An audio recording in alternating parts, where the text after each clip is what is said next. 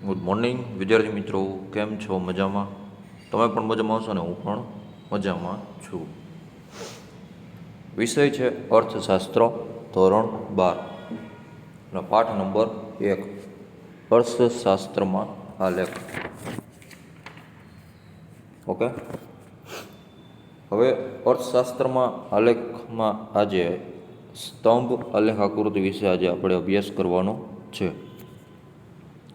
સ્તંભ આલેખ આકૃતિ જે છે તેમાં ઘણા બધા પ્રકારો આપણે લેક્ચરમાં ભણી ગયા હતા.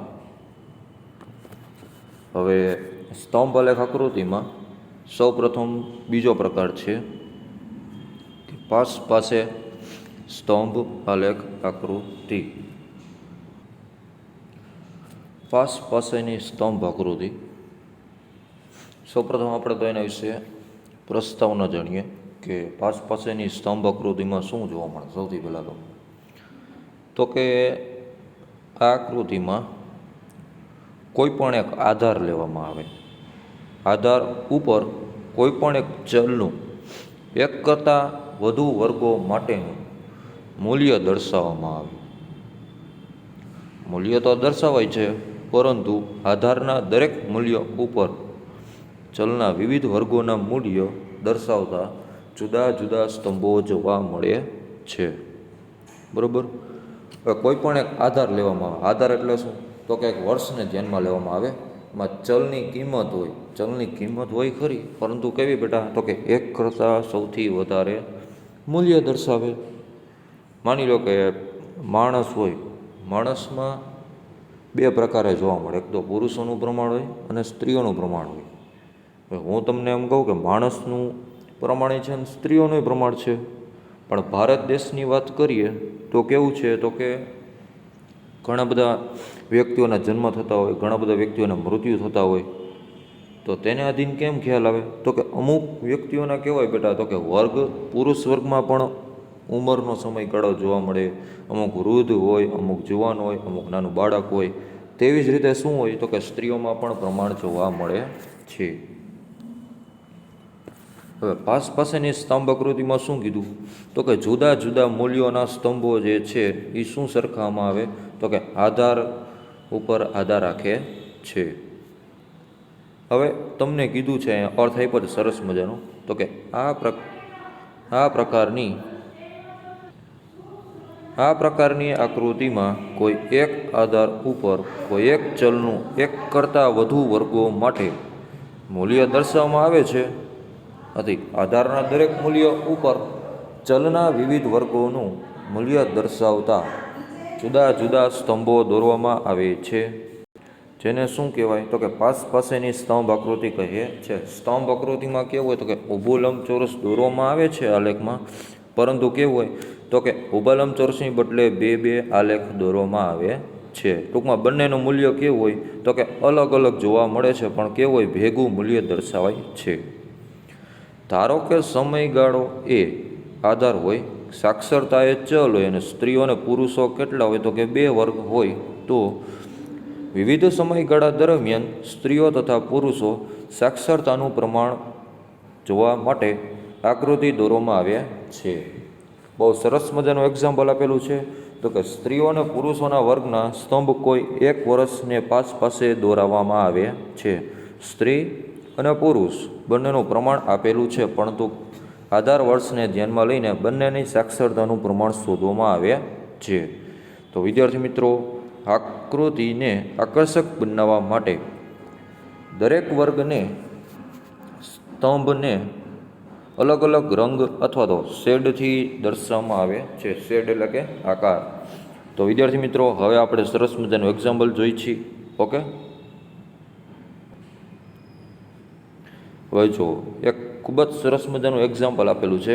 ઉદાહરણ તરીકે, કોઈ એક દુકાનમાં દર 2 મહિનામાં વિવિધ માપના ચોકલેટ અથવા બોક્સનું વેચાણ કીધું. હવે તમને જે કોષ્ટક આપેલું છે તેમાં એક દુકાન આપેલી છે અને 2 મહિના આપેલા છે. 2 મહિનામાં ચોકલેટ બોક્સનું વેચાણ કેટલું થાય છે ને એ તમારે દર્શાવવાનું છે. મહિના આપેલા છે, જાન્યુઆરીથી ફેબ્રુઆરી, માર્ચ, એપ્રિલ, મે, જૂન, જુલાઈ, ઓગસ્ટ, સપ્ટેમ્બર, ઓક્ટોબર, નવેમ્બર, ડિસેમ્બર.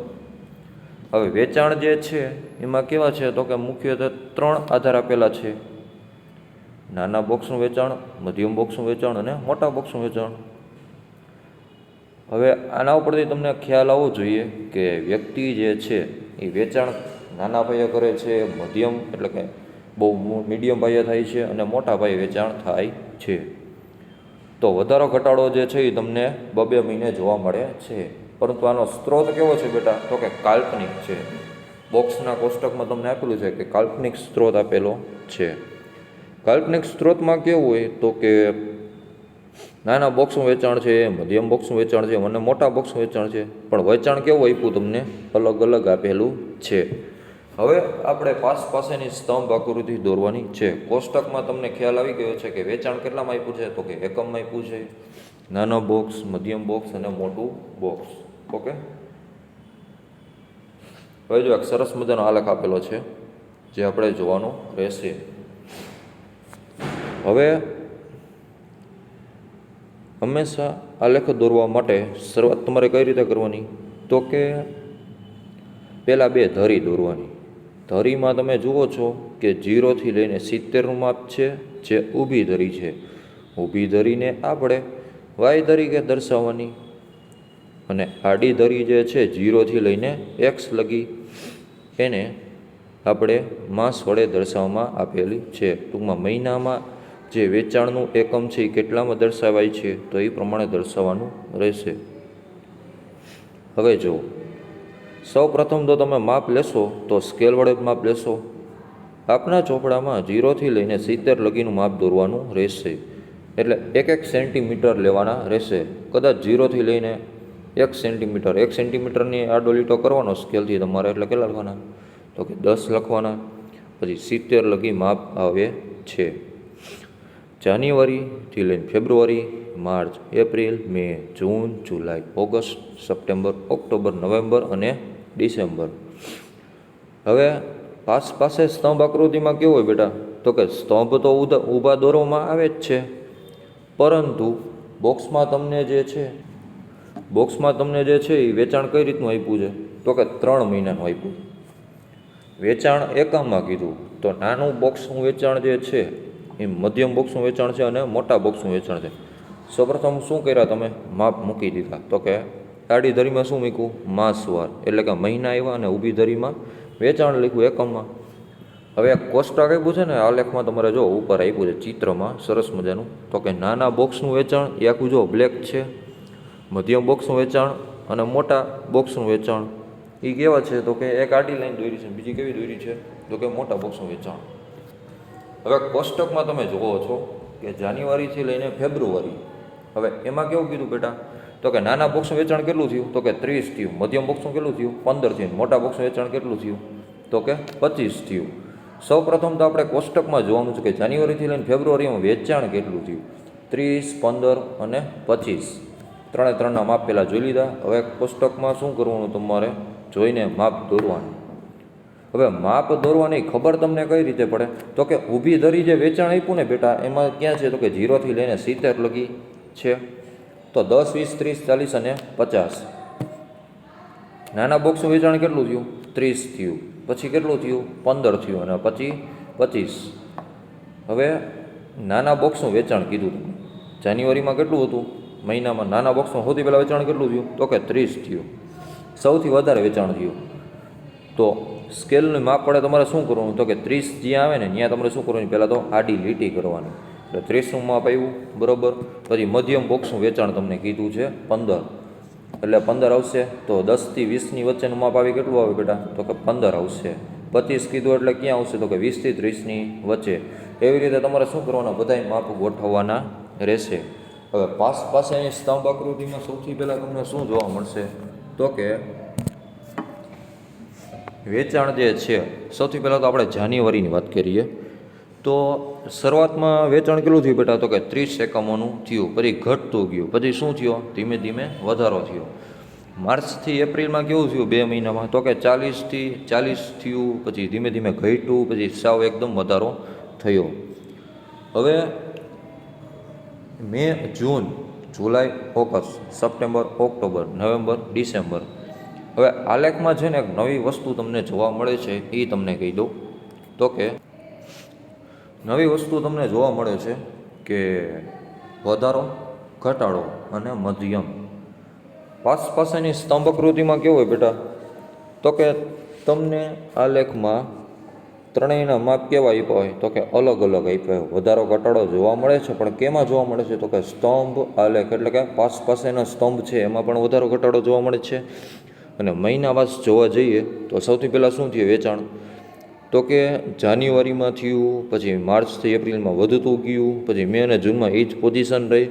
જુલાઈ અને ઓગસ્ટમાં શું થયું બેટા? તો કે સાવ વેચાણ જે છે એ ઓછું થઈ ગયું. પાછું નવેમ્બર ડિસેમ્બરમાં શું થયું? તો કે 60થી લઈને વધારો થઈ ગયો છે. તો આલેખ તમને વિદ્યાર્થી મિત્રો સમજાઈ ગયો હશે. અને પાસેના સ્તંભ આલેખ આકૃતિમાં શું કરવાનું? સૌપ્રથમ તો ચિત્ર જે છે શેડ તમારે આપવો હોય એવા આપી શકો છો. ઓકે, તો વિદ્યાર્થી મિત્રો પાસેની સ્તંભ આકૃતિમાં શું હોય?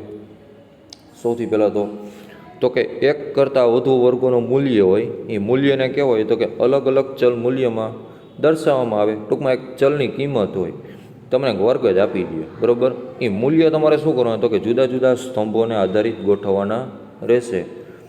હવે આમાં છે ને એક પ્રશ્ન ઉદ્ભવે છે કે જુદા જુદા સ્તંભો કીધા ખરી, પણ માપ કેવું આપ્યું બેટા? તો કે સાક્ષરતાનું આપેલું છે. સાક્ષરતા મીન્સ કે વેચાણ જે છે એ તમને કહી દીધું છે, પણ મહિનામાં 2 મહિનાનું જે શું આપ્યું? તો કે વેચાણ આપ્યું. એના ઉપરથી તમને ખ્યાલ આવી જાય કે પાસેની સ્તંભ આકૃતિ આ રીતે દોરવામાં આવે છે.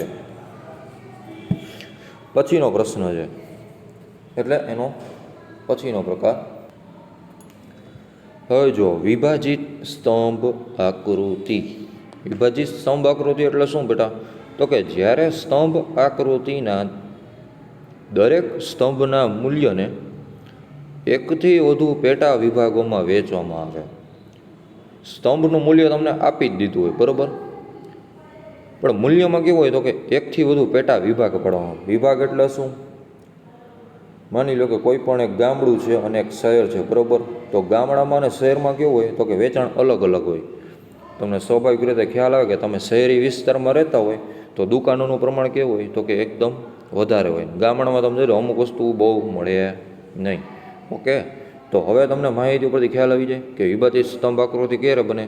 તો કે કોઈ પણ એક જ્યારે સ્તંભ આકૃતિના દરેક સ્તંભના મૂલ્યને એકથી વધુ પેટા વિભાગમાં વહેંચવામાં આવે ત્યારે વિભાજિત સ્તંભ આકૃતિ બને છે. સ્તંભના પેટા વિભાગોને અલગ અલગ રંગો અથવા શેડથી આકર્ષિત કરવામાં આવે છે. આમાં પણ તમારે શું કરવું પડે? તો કે અલગ અલગ શેડ દોરવામાં આવે છે. ઉદાહરણ તરીકે દર 2 મહિનાના ગાળામાં ગ્રામ્ય અને શહેરી વિસ્તારોમાં ચોકલેટના બોક્સનું વેચાણ. ચોકલેટ પણ જે છે એ સૌથી વધારે વેચાણ આમાં દર્શાવેલું છે. પણ કઈ રીતે? સ્તંભ તરીકે આપણે શું લેશું બેટા? તો કે ચોકલેટ બોક્સનું વેચાણ. મહિના તો તમને આપેલા જ છે. હવે પેટા વિભાગ કેટલા કરવાના આપણે? તો કે 2 બનાવવાના. પહેલું ગ્રામ્ય અને બીજું શું બનાવવાનું? તો કે શહેરી. ગ્રામ્ય અને શહેરનો આપણે આલેખ બનવામાં આવે છે. હવે વિદ્યાર્થી મિત્રો આપની સમક્ષ જે છે માહિતી આપવામાં આવેલી છે. વેચાણ કીધું એકમમાં, બરાબર. ક્ષેત્ર કીધું. ક્ષેત્ર એટલે શું? તો કે જગ્યા. ગ્રામ્ય અને શહેરી. હવે આ આલેખમાં કેવું છે વિભાજિત? તો કે આખા ભારત દેશની માહિતી આપી હતી, બરાબર. કુલ વિસ્તાર કેટલો છે? તો કે 70, 115, 110, 50, 85 અને 120 ટોટલ આપ્યો છે. પણ કેનો? તો કે ગ્રામ્ય અને શહેરીનો આપ્યો. જાન્યુઆરીથી લઈને ફેબ્રુઆરી, એમ નવેમ્બરથી લઈને ડિસેમ્બર. જાન્યુઆરી, ફેબ્રુઆરી, માર્ચ, એપ્રિલ, મે, જૂન, જુલાઈ, ઓગસ્ટ, સપ્ટેમ્બર, ઓક્ટોબર, નવેમ્બર, ડિસેમ્બર. ટૂંકમાં આખા વર્ષનું જે છે વેચાણ આપેલું છે. હવે માહિતી તમને કેવી આપી? તો કે 2 મહિનાની જે છે, એક મહિના 2 મહિનાની વેચાણ થાય છે, પણ કેવું થાય છે બેટા? તો કે અલગ અલગ થાય છે. હવે તમે આલેખમાં એક વસ્તુ જોશો ને તો નવીનતા તમને જોવા મળશે. આંકડ કે માહિતી કેવી આપી છે બધાની મંથલી વાઇઝ? તો કે અલગ અલગ થતી જોવા મળે. ટૂંકમાં અસ્પષ્ટ માહિતી આપેલી છે. એનું કારણ છે કે વધારો અથવા ઘટાડો જોવા મળે છે. ગામડામાં તમને કેટલું આપ્યું તો કે 30 આપ્યું, શહેરી વિસ્તારમાં કેટલું આપ્યું તો કે 40 આપ્યું. હવે તમારે આલેખ દોરવાનો છે, બરાબર. હવે વેચાણ તમને એકમમાં આપ્યું તો સૌથી પહેલાં તમારે શું જોવાનું બેટા તો કે ટોટલ જોવાનું. ભારતમાં કુલ ગ્રામ્ય અને શહેરી તો કીધું જ છે, પણ કેટલું ટોટલ તો કે 120 કીધું. 120 જે તમને જોવા મળે છે ને બેટા એ શું છે તો કે ટોટલ આપેલો છે. એ ટોટલ ઉપરથી તમને ખ્યાલ આવવો જોઈએ કે આપણે આલેખમાં કેટલું માપ લેવાનું છે, બરાબર. તો 0થી લઈને કેટલા લેવાના તો કે 120 છે, તો બેકી સંખ્યાને ધ્યાનમાં લેવાની રહેશે. તમે જોજો અમુક આંકડા કે માહિતી તમે જશો ને એટલે બેકી સંખ્યા જોવા મળશે. એટલે 0થી 20, 40, 60, 80, 100, 120 અને 140, બરાબર. તો આલેખ આપણે આ રીતે દોરવાનું રહેશે. આલેખમાં તમે જુઓ છો કે 2 ધરી આપેલી છે, બરાબર. તો 0થી લઈને x લગી અને 0થી લઈને y લગી. 0થી 20, 40, 60, 80, 100, 120 અને 140. હવે મહિના કેટલા આપ્યા તો કે જાન્યુઆરીથી લઈને ડિસેમ્બર લગી. ટોટલ મહિના 2 મહિના છે એટલે 1, 2, 3, 4, 5 અને 6. તો મંથલી વાઇઝ તમારે શું કરવાનું માસ વાઇઝ ગોઠવી દેવાના રહેશે. અને વેચાણમાં શું કરવાની તો કે આંકડા કે માહિતી તમારે મૂકવાની રહેશે. હવે જાન્યુઆરીથી લઈને ફેબ્રુઆરી તમારે જોવાનું કોષ્ટકમાં કેટલું આપેલું છે તો કે ગ્રામ્ય વિસ્તાર તમારે જોવાનું. જાન્યુઆરીમાં ગ્રામ્ય વિસ્તારમાં કેટલું થયું તો કે 30 થયું. શહેરી વિસ્તારમાં કેટલું થયું બેટા તો કે 40 થયું. કુલ કેટલો આપ્યો તો કે 70 આપ્યો. 70ને ધ્યાનમાં લેવાનું નથી, પરંતુ કેટલા તો કે ગ્રામ્યમાં 30 અને શહેરીમાં 40. હવે તમારે ઊભો સ્તંભ દોરો. વિભાજિત સ્તંભ એટલે શું તો કે કોઈ પણ સ્તંભ હોય એનું મૂલ્ય દર્શાવે એના પેટા વિભાગ. વિભાગ એટલે શું તો કે એક સ્તંભમાં 2 માહિતી શું કરવાની ભેગી કરવાની, બરાબર. પહેલાં ગામડાનું લેવાનું, પછી કેનું લેવાનું શહેરનું લેવાનું. તો જાન્યુઆરી મહિનામાં ગામડામાં કેટલું વેચાણ થયું તો કે 30 થયું. પછી કેટલું થયું શહેરમાં તો કે 40 થયું. એવી રીતે બધાના માપ તમારે શું કરવાના સ્કેલ આધારિત ગોઠવવાના રહેશે. હવે આમાં છે ને થોડીક શોર્ટકટ તમને ટ્રીક આપું. હવે માપ તમને છે ને આમાં સ્તંભ આલેખમાં કેવું હોય બેટા તો કે વિભાજિત માહિતીમાં શું કરી 2 માહિતી ભેગી કરી, બરાબર છે. તો પહેલાં આલેખમાં તમારે કઈ રીતે માહિતી દોરવાની તો કે 30 આપ્યું ને ગ્રામ્યમાં અને શહેરીમાં કેટલું આપ્યું તો કે 30 અને 40 યાદ રાખવાનું, બરાબર. તો આલેખમાં પહેલાં સ્કેલની માપ પડે તમારે શું કરવાનું તો કે 20થી 40ની વચ્ચે કેટલા આવશે 30 આવશે. તો આડી સ્કેલની માપ પડે શું કરવાનું સેન્ટીમીટરમાં તમારે ગોઠવવાનું રહેશે.